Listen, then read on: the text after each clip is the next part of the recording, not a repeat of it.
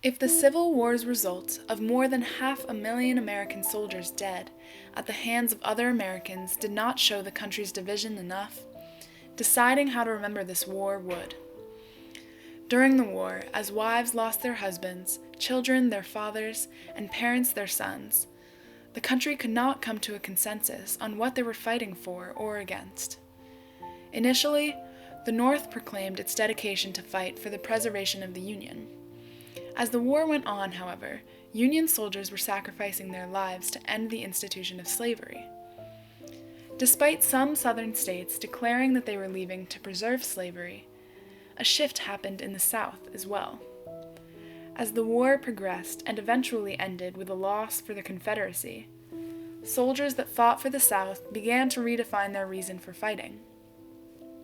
Claims of defending states' rights shrouded the fear of losing the economic institution on which the Southern economy relied on most, slavery.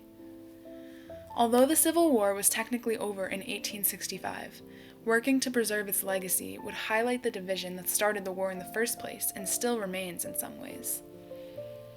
Determining the legacy of the Civil War has been greatly impacted by monuments around the country. Ranging from gravestones to statues to murals, monuments allow those who erect them to control the way the public perceives a certain part of history. Monuments in the North generally spread a Civil War legacy of noble men who fought for the union of their country and against slavery. The majority of the monuments ordered in the North were put up from 1865 to 1918 to memorialize the recently dead and dying soldiers of the Civil War. In York, Maine, the Soldiers' Monument Committee, which was comprised of Civil War veterans and sons, erected a statue honoring Union soldiers in 1906. As many veterans were nearing their end at this time, the committee was encouraged to memorialize them then more than ever. The Soldiers' Monument in York is not a typical Union or Confederate statue. The granite soldier is meant to honor those who fought for the Union in the Civil War, as well as every other soldier fighting for the American flag.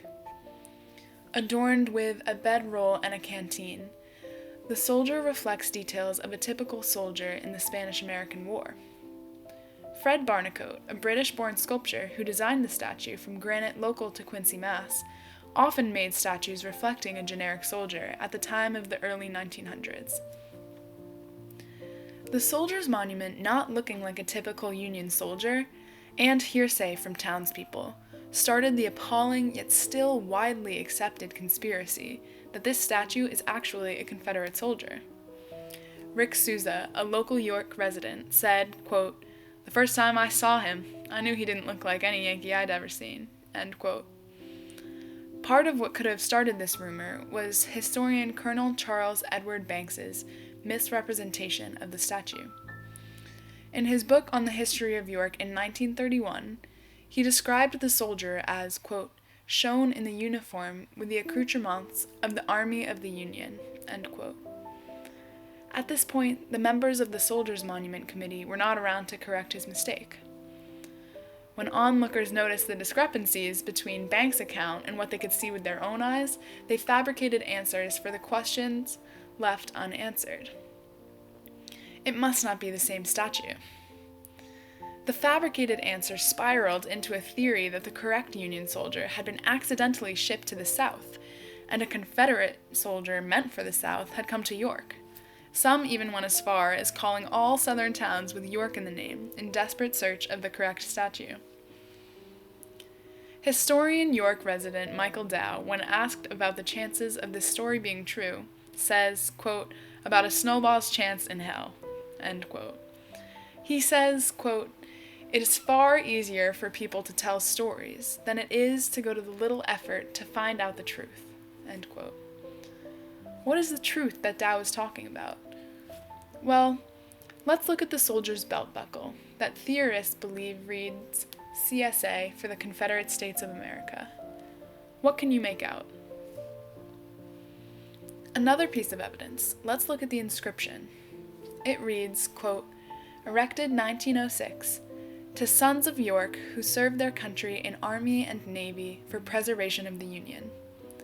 To theorists, This just means that it was only the statue that was switched, not the base. Okay, let's go further than what meets the eye. What is the context for the statue? It was commissioned by sons of the Union Army veterans and Union Army veterans themselves. Even more telling is the speaker at the dedication, Joshua Chamberlain. Remembered as a war hero, he was the leader of the 20th Maine Regiment, earning the 1893 Medal of Honor for bravely and cleverly beating Confederates on the second day of battle at Gettysburg. On Memorial Day, 1906, Chamberlain spoke about the nobility of all soldiers who fought in the Civil War and were fighting at the time. Chamberlain speaks of the lives lost in the Civil War, specifically, as, quote, the cost at which your peace, your faith, your honor were vindicated, your country lifted from doubt to truth, from inward unrest to a solid, steadfast power for the world's good, end quote. While never mentioning slavery by name, toward the end of his speech he vaguely talks about the need to continue fighting for the equality of man, and not expect that the war's conclusion would bring, quote, deliverance from evil and enfranchisement of life, end quote. He finishes with the sentiment that this monument will, quote, carry the worthiness of the past into the worthiness of the future generation unto generation, end quote. Monuments are powerful, so when they're misinterpreted or when they spread misinformation, their impact is powerful. Many Civil War monuments in the South capitalize on this power to rewrite the Confederacy's stance in the war. A lot of these monuments spread a white supremacist version of the legacy of the Civil War. This is often called the lost cause. Instead of admitting the war's cause being slavery, the monuments glorify slavery as a peaceful institution and emphasize the honor of Confederate soldiers fighting for states' rights in their home. While this legacy of the Civil War may stem from families trying to honor their loved ones' names, this version of the Civil War is not factually accurate, and spreading it can be really harmful. As humans, we tend to be easily convinced and believe what is easiest to. Dow says of misinformation, quote, this stuff is rabid, end quote.